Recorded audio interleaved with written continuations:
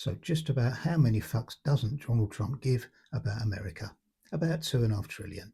Yet, the orange buffoon has hit countries around the world with huge tariffs that will hurt his own people and have already wiped $2.5 trillion off their money markets. They included an island that's only occupied by penguins and another that's only occupants an American military base. So, you know they've thought this through long and hard. The EU was hit with 20% tariffs and the UK with 10%, which has led frog-faced fucker Farage and his Brexit-loving reform followers saying it's a benefit of Brexit, completely missing the point that the tariffs will cost us an estimated 0.4% of GDP, where Brexit has already cost us around 4%. But not everyone was hit with tariffs, though. He spared North Korea and Russia. Say no more. Trump says these tariffs are partly in response to our VAT that he calls a tariff on the US, even though he has local and state taxes that act in exactly the same way. And after Dozy Donald made his announcement, he headed off, not as expected to pay his respects to four American servicemen whose bodies were returned home, as previous presidents did, but to play golf. He really is a piece of shit.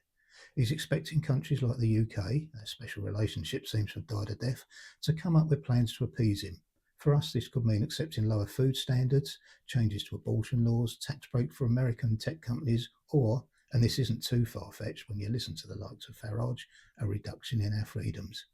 A great example was the Reform Party Limited's recent conference, where an anti reform journalist called Femi, who just happens to be black, was ejected from the venue not by venue security, but by private reform security. The only surprise was they weren't wearing brown shirts with red armbands.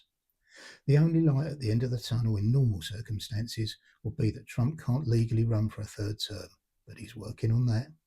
Back in the UK, Prince Andrew's in the news again as it's revealed that after the shit-shoving interview about his relationship with Jeffrey Epstein, he needed to get some money from somewhere. So he resorted to schmoozing with a Chinese spy, and both Charles and the Queen knew about it.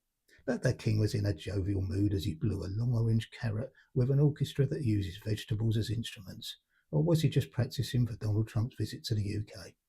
If you enjoyed this video, a like or share would be appreciated. Want to see more? Why not subscribe? Comments welcome.